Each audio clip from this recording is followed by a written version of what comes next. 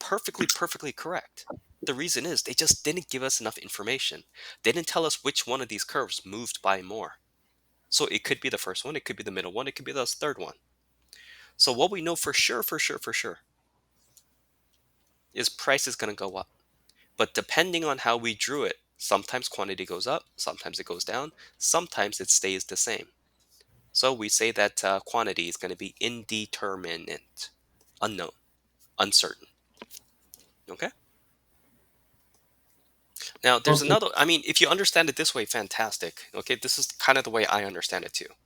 Depending on which one of these curves is moving by relatively more. Okay, another way you could understand this is for this increase in demand, Emmanuel, what are the results on P and Q just from an increase in demand?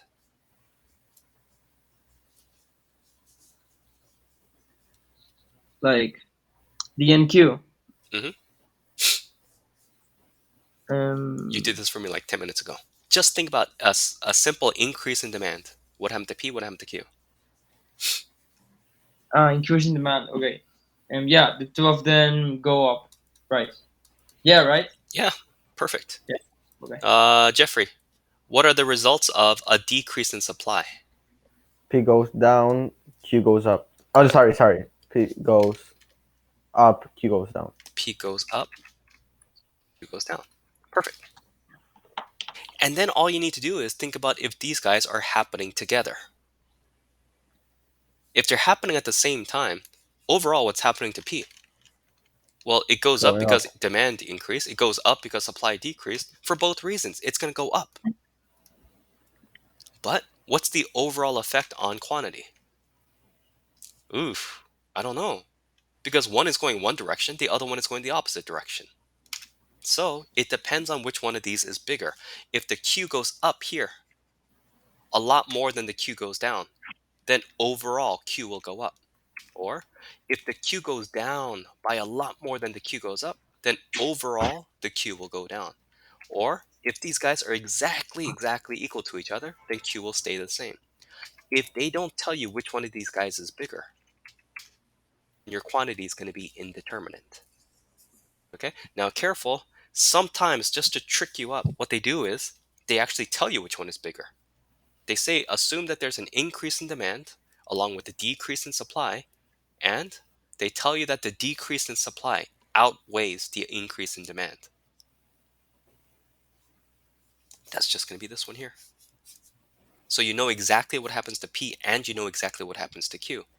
And you might be thinking, well, how do we know that for sure? This is a simultaneous shift. Isn't it always the case that, one of the P and Q you know, the other one you don't know? Well, that's only when they don't tell you which one of these changes is bigger. If they tell you, and you know that they're talking about a specific situation. Okay? Now, just like we did before with the single shifts, with these simultaneous shifts, you have to be able to go both ways. And this is where it gets a little bit tricky. I hope you guys realize what I'm talking about with both ways. We have to start from here, but now instead of telling you a cause and asking you to find the effect, sometimes what they do is they ask you what combination of changes to demand and supply would cause price to be indeterminate along with quantity going down for sure. Holy crap, how do we figure that out?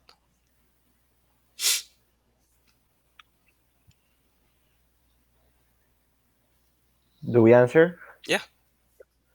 So it would be if demand goes up and supply goes down. No, supply goes up too. Demand increases and supply No, increases. No? no, that wouldn't be it. Good. So for a Uh, little while, what you guys are going to have to do is just trial and error. Think about it. Let's try moving these guys this way. No, that's not going to work. Let's try moving them this way. No, that doesn't work either. Let's move them this way. Ah, that might work. So it's going to be a little bit of trial and error. Okay, and that's perfectly fine because for no other reason, it helps you think about it. Okay, and it gives you a little bit of practice drawing these things out. But the little shortcut way of thinking about it, and I don't know, this might make sense to you guys, maybe it doesn't. Okay, but this is always the way I like to think about it.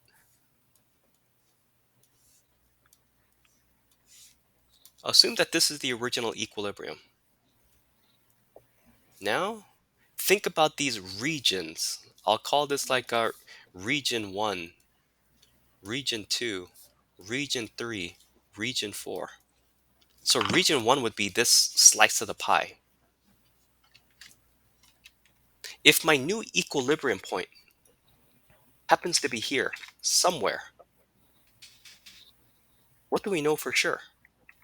Mm. So if my new equilibrium point happened to be here, what happened to my P? What happened to my Q? Demand shifted Oh, before we up. get to what shifted there, if my new equilibrium point happened to be there, what is the result on my P and Q? P Hmm. P stays the same and Okay. Q goes up. Yeah. What happens if my equilibrium point happens to be there? P goes up and Q goes up. What about here? P goes down and P goes up and Q goes up. Yeah. And then all you have to think about is what will cause the equilibrium to be somewhere in this region? And how do you do that? There's only one set of moves to demand and supply that'll make sure that the new equilibrium point is somewhere in this range. Can you draw an equilibrium point here if your demand curve decreased? No, No. So it must be the case that demand increased. Can you have a new equilibrium here somewhere in this region if your supply has decreased? no, No. So it must be the case that somehow my demand and my supply both increased. Maybe here and here. I don't know. Maybe here and here. Maybe here and here. The only way to make sure that my equilibrium is in this range is if I have an increase in demand along with an increase in supply. And like you guys told me, sometimes price stays the same, sometimes price goes up, sometimes price goes down. The price is indeterminate, but the quantity for sure is going to go up. So that's what we know about region 1. Let's try it again. In region 2, if my new equilibrium happened to be here, or here, or here, or here, or here, or here, what do I know for sure? My P or my Q? that Q went up. Q went up. It went up in this case. It went up in this case. It stayed the same here. It stayed the same here. Here it decreased. Here it decreased. Think about this new equilibrium point. Okay? Compared to the original P and Q, the price has increased, the quantity has decreased. So it's not the, oh man, I hate that. It's not the quantity that's increased for sure. What we know in this region is price is going to go up no matter what. Think about this was the original price, right? All of these data points are above it. Okay, so price has gone up for sure. Think about your original quantity. Imagine this line is your original quantity. Sometimes your quantity increased, sometimes your quantity decreased, sometimes it stayed the same. So it's going to be the quantity that's going to be indeterminate in this case. So in region 2, price goes up for sure, for sure, for sure. Quantity is going to be indeterminate. And then think, what would cause my equilibrium point to be somewhere here? What sort of combination of changes to supply and demand must have happened for my equilibrium point to be here? It must be the case that my demand has increased. It must be the case that my supply has decreased.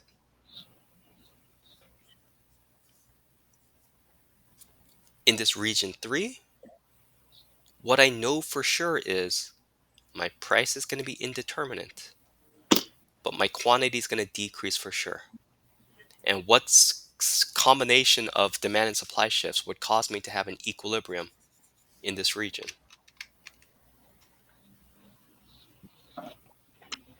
decrease in demand and decrease in supply.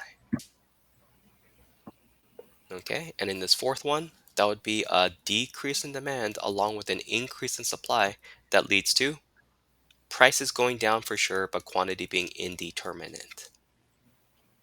Now, that is just one way of thinking about it, okay? And I don't know, for me, this kind of sort of made sense. Okay, you won't You see this in a textbook anywhere. Okay, this is just the way I think about it. If this doesn't make sense to you, that's perfectly fine. What you guys can do is think about every single one of these different combinations and then draw it out. Okay, and then you'll start to get comfortable with if this does this and this does this, then what happens to P and Q? Joseph, what was your question? the top one and the bottom one are the same. Close to the same. What the heck did I do? I'm so sorry. That's what I do when I write things without thinking. What should that be? Decrease in demand and increase in supply. Perfect. Good job. Okay, so that's another way that you guys could learn, another way that you guys could make sure that you're paying attention to everything. I make a lot of silly mistakes teaching class. Okay, so catch it. Okay, make sure to catch it. All right.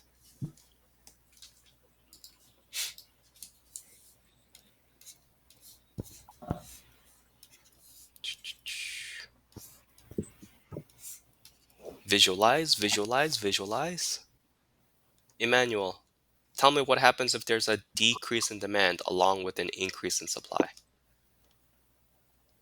What do you know for sure? What do you not know for sure? A decrease in demand and an increase in supply. So, Um, for sure know that the price goes down and the quantity um, goes up, goes up. it goes up sometimes, it goes down sometimes, it stays the same sometimes. Quantity is going to be the one that's indeterminate. Okay? But every single equilibrium is going to be at a lower price than before. Okay? Okay. All right, Joseph, your turn. Tell me what would cause quantity to go up for sure, but price to be indeterminate. Oh, If demand goes up and supply goes up. Good. Okay? If both of them increase, then no matter how I draw it, no matter which one of those changes is bigger, the quantity will always increase. Sometimes the price stays the same, sometimes it increases, sometimes it decreases, but quantity will always increase. Okay? So, this idea of single shifts or double shifts, I mean, it's not all too bad. You guys just need a little bit of practice with it, but then after that, it's going to become second nature. Okay, so that's sort of the baseline fundamental stuff. And now what we're going to do is we're going to start tweaking our stories a little bit to make it a little bit more realistic. Okay, what I mean by that is our econ that we've done so far is very theoretical. Okay, it's under the assumption of cateris paribus. It's under the assumption that we just let the market work itself out. You shouldn't do anything. Just let the people, the demanders and the suppliers, figure things out on their own. And because of shortages and surpluses, we'll arrive at an equilibrium and then we'll stay there. Unless, something happens to our demand and supply, and then we'll just go to a brand new equilibrium. But sometimes a group in our economy, they prevent the market from working out. They prevent it from balancing out. Okay, and a lot of the times that group is going to be the government. Now you might think, oh, government should just let the economy be. Okay, government should take their hands off and just let suppliers and demanders figure things out. Well, there's going to be very few countries out there that do that. Okay, the reason is, it might be very unfair to a group. Okay, it might be unfair to consumers. Prices might be too high. Or it might be unfair to producers. Prices might be too low. So a lot of the times the government does step in, but a lot of the times when they do step in, instead of making the situation better, they actually end up making the situation worse. Okay, so we're going to talk about two different situations. The first one is something known as a price ceiling. And if you think about it, if you're sitting there in your room right now and you look up, the ceiling is above you. It's the highest that you could go in your room. You cannot go any higher than the ceiling whatsoever. And that's what a price ceiling is. It's a maximum price. Okay? Guys, could you move your mice? It's just that when your mice are here, I can't draw on it easily. Oh, yeah, yeah. Okay.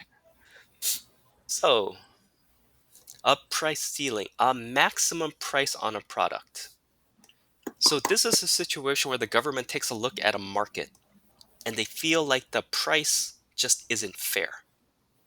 So, let's see, what kind of market can we think of? Let's talk about the milk market. Yeah, just a everyday milk that you drink.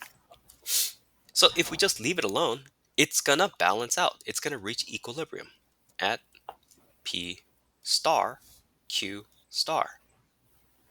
There's no shortages, there's no surpluses. Everyone who wants to buy milk is buying milk. But let's say the government takes a look at this and they realize that in the market, the price of milk is something like $6 a gallon.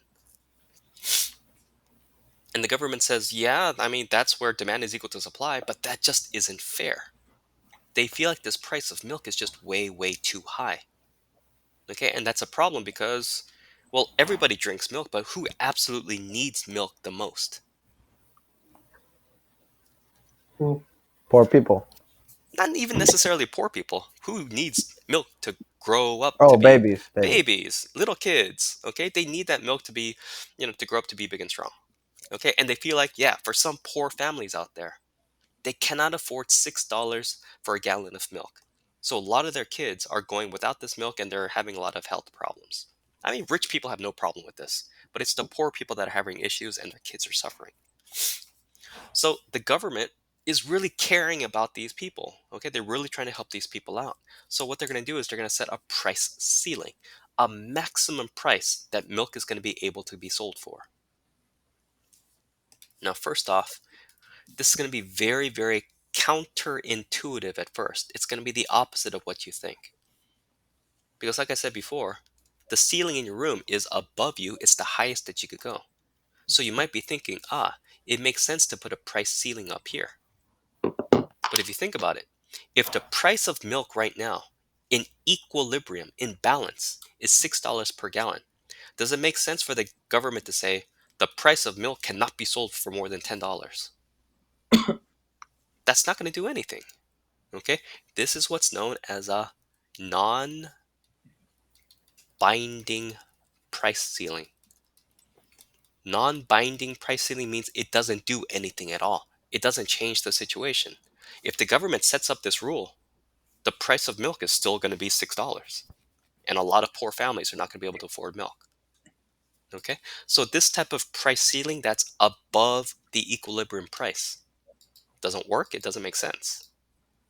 So instead of that, what we're going to do is we're going to set a price ceiling, but we're going to put it below the equilibrium price. And now it's going to have an impact. This is going to be a binding or effective price ceiling. Something like $4.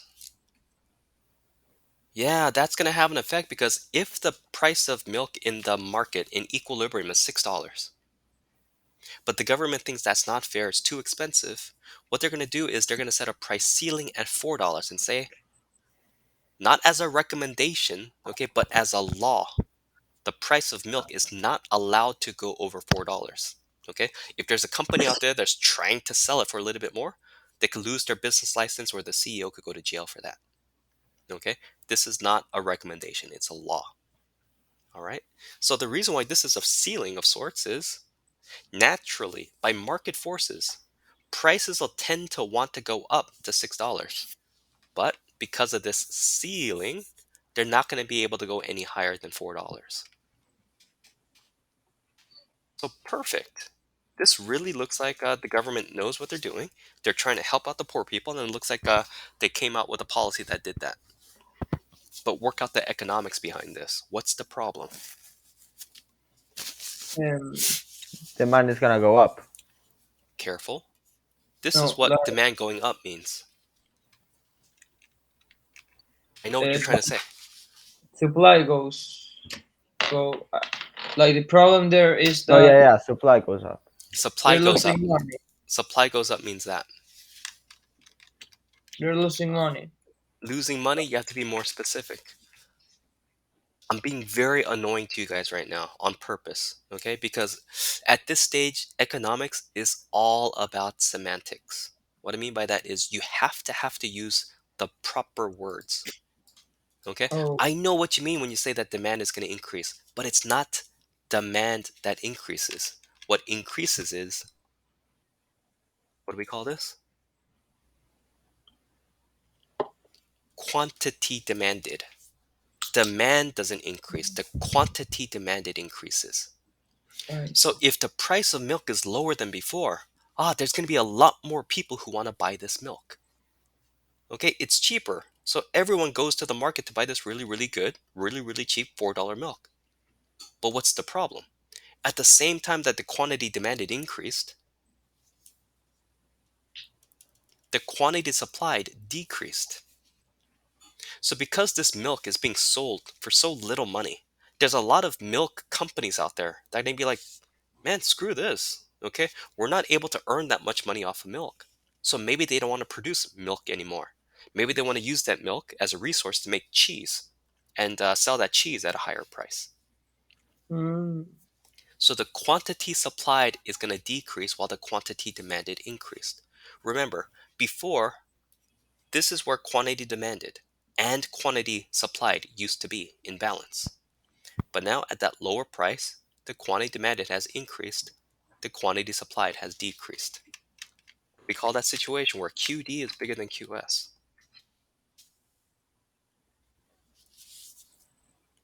Begins with an S. Shortage. We have a shortage of milk. Okay, so there's tons of people now who are very excited about this very cheap milk. Okay, a lot of poor families are excited about this. They rush to the supermarket to buy it, but the supermarket is sold out. So they go to another supermarket. It's sold out. All over the town, all over the economy, there's a shortage of milk. There's just not enough to satisfy all of the people who want to buy it. Okay. yeah. Well, that's fine because we talked about shortages before. That's all the more reason for prices to increase so that we reach equilibrium. But But now we we have have a binding price ceiling. Yeah, they're not able to go up. Even if the market, even though economics wise, okay, it wants to go up. So in the past, we talked about shortages. Those were temporary shortages that eventually led to equilibrium. But here now, with this binding price ceiling, we have a permanent shortage. Okay, so there's going to be a lot of people in the economy who are going to be hurt by this because they're not going to be able to find milk anywhere. There are even some people who are willing to buy the milk at $6, maybe at $7, maybe at $10, but they're not going to be able to find any milk anywhere. Okay, now I know it might seem a little bit strange, but some people are going to be helped by this. That's this many people here. Let's say the quantity supplied is something like 100 gallons of milk. So for those 100 gallons, the people who buy that, they're much, much better off because they're able to buy milk for $4 instead of $6. But then all of these people are going to be hurt because they want to buy this cheap, cheap milk, but they're not going to be able to find it anywhere. Now, we studied this in what, like our third or fourth week of microeconomics. Governments know this. They've taken econ classes before. They know that any sort of binding price ceiling is going to have, it's going to create a shortage in the market. So, as the government, let's say you guys are the government, fix this problem. Make milk cheaper without causing a shortage. What can the government do? They can give more money to the companies. Perfect. They What would that do? then they would be able to continue producing the same amount that they used to produce before. Oh, wait. You In said a the government is going to give free money to the producers. That's a subsidy. That's a determinant of supply. So if that changes, what happens to my supply curve? Mm, it goes right. It goes right. And if they plan it out correctly, they're going to do something like this. You see here, yeah, that'll cause the equilibrium price to go down. Listen carefully. That'll cause the equilibrium price to go down. It's not going to be some fake law that they set. They're actually going to be affecting the market to get prices to get lower instead of They're just stopping the manipulating it, market. Yeah, instead of just stopping the market from working altogether. Yeah. Okay, they're manipulating the market. but they will have to give them constant. They will have to give constant money to them to the companies You know to what? make that work. It happens. It happens. Okay, you see it happening all the time. Okay, especially with things like milk production, especially with things like food production in a country. The government gives ridiculous amounts of subsidies to firms, to farms. Why? The government can't allow these farms to go out of business because that's your country's food supply. You don't want to mess around with that. Oh, you don't want to say, oh, we don't have too much food this year because, well, the economics didn't work out. Oh, you cannot do that to your citizens. I I have a question. Hmm. Like the supply too Hmm. that you drew. It has to be, yeah. It can't be over like over like the point, like the equilibrium. Hmm. It has to be No, like no. in dollars. I'm just saying, if the government wanted to make milk affordable at $4 per gallon, and if the government, um, I don't know, they had really good economists working on this situation, then they would provide just enough subsidies to get the supply curve to shift out this much, so that the Yeah, new equilibrium point is here. but it can be here, right? Because it's higher than $4. Yeah, but it's lower than $6. Okay, so yeah, the government, they're going to try a couple things out. If they know somehow that this is the right price, then what they're going to do is offer enough subsidies to get to that right price. Okay. Now, there's another way to do this. What I mean by that is there's always two ways to shift around your demand and supply curves to get prices to be lower. One thing you could do is increase the supply. What's the other thing you could do to get your equilibrium price to be lower?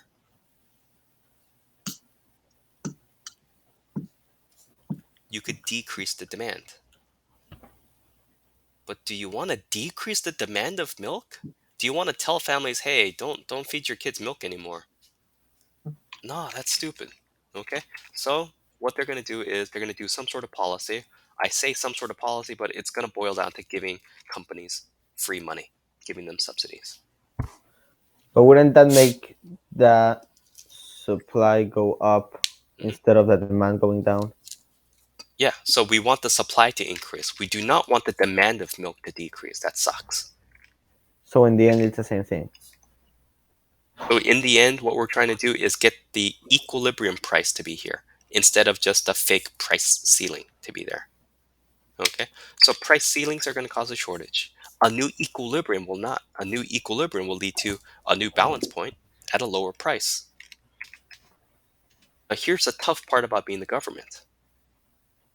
How did the government get the money to do that? Taxes, Taxes. Who pays more taxes, the rich or the poor? the rich. So this policy was meant to help the poor people. The rich people had no problem with the price of milk. They were fine with it. They had enough money. It was the poor people who were suffering. And now the government is using the rich people's money to help the poor people. Now, a lot of people in the economy, a lot of people in society, they feel like that is the job of rich people. Okay, since you had it so, I don't want to say you had it so lucky, but because things worked out so well for you, it's kind of your job to help out those who are less fortunate than yourselves. Okay, so a lot of rich people are going to be like, you know what, fine, it hurts, but go ahead. But there's going to be some rich people who are going to be like, the reason I'm rich is I work my ass off. And the reason why these poor people are poor is they're so stinking lazy. And now you're taking my hard earned money away from me to help out these lazy people. That sucks. Okay, so you can't get around it. With this type of policy, you're going to piss off a couple of rich people. Okay, all right, let's do the other one very quickly. If we talk about a price ceiling, okay, the other side of the story is a price floor.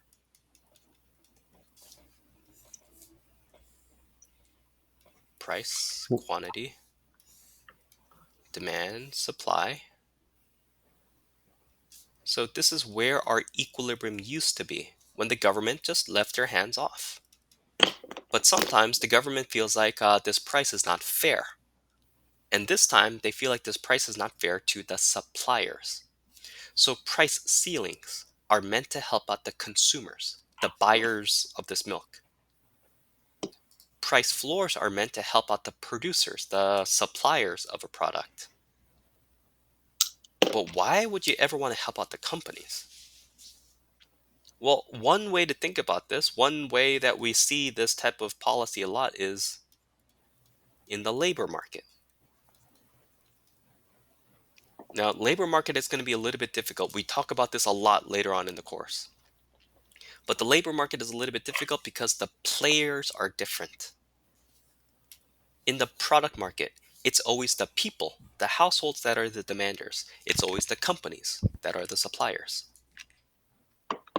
But in the labor market, for the worker market, who's demanding workers? The companies, And who's supplying their labor services? the people. Yeah, so everything's a little bit backwards. Okay? It's still the same sort of analysis. It's just that the players are backwards. The players are opposite. Okay? So think about this as the price of workers. By the way, what do we call the price of workers? Labor. Yeah, The Where? wages. The Okay? wage. The Ah. quantity of workers is what we call the amount of labor. Okay? So here Oh. in the labor market, we're talking about the wages. Now, when everything is in balance, when we have demand is equal to supply, everything is fair, I guess. Okay? The equilibrium price, the equilibrium wage rate is going to be something like $7 an hour.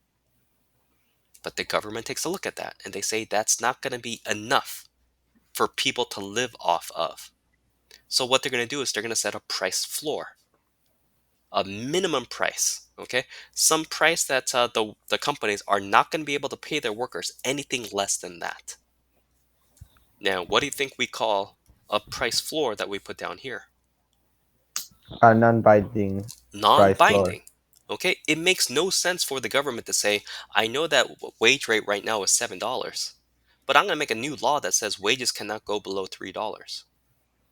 Well, why would they go down to $3 in the first place? Okay, so this is going to be a non-binding price floor. This makes no sense. This has no effect. But if the government sets a price floor here, now this one is going to be binding. It's going to have an effect.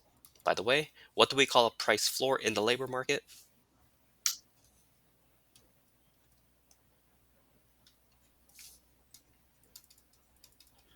Binding.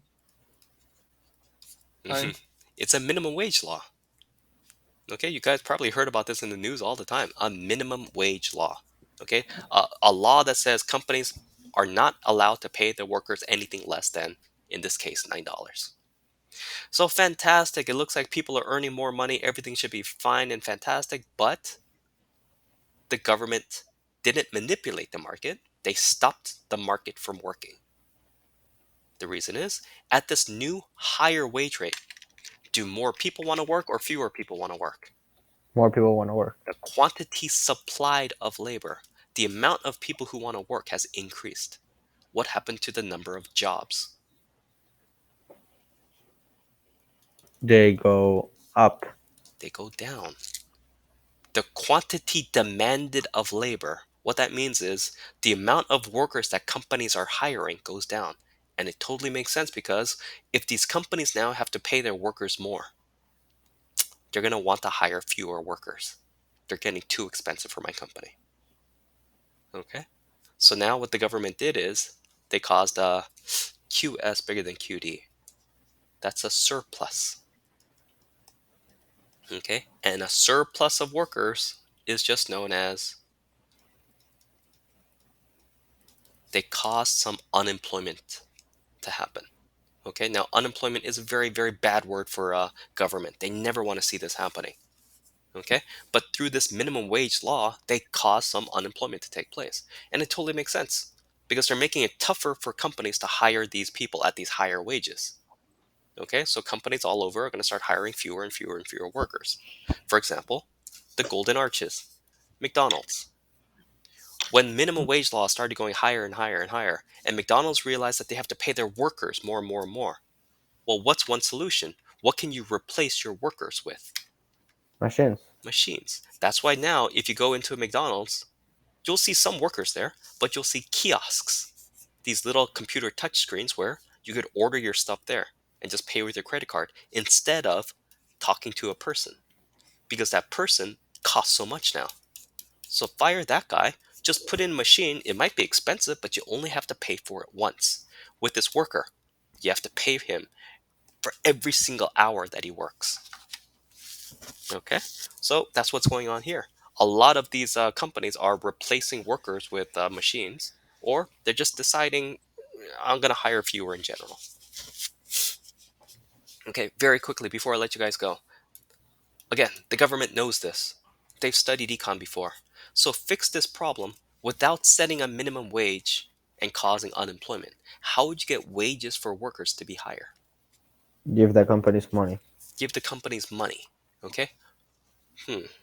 That's going to increase the demand. I guess you could do that. Okay? Another way to increase the demand of the labor is to somehow make the workers themselves more attractive to the companies. And now you understand why governments spend so much money on free education for their citizens.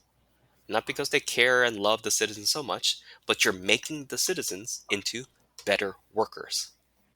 Okay? And those better workers are going to be more desirable to companies to the point where, on their own, the companies would want to give these better skilled workers more money. Okay? The other thing you could do, I guess, is cause the supply of workers to decrease. That would actually cause an increase in the equilibrium wage rate for the leftover workers. But as a government, would you ever want to tell a chunk of your workers to stop working? No. Okay, so that's not an option. They're going to have to somehow increase the demand of labor. So I'll tell you right now, minimum wage laws are a thing. Pretty much every single country has it to make sure that the workers are not being taken advantage of. But the government understands that that's going to cause a little bit of unemployment. So at the same time that they do this, they're going to do other policies to try to shift this demand curve out to make the workers better quality workers. I'll see you guys next week. Good job today. Bye. Later. Bye. Thank you. Bye. Thank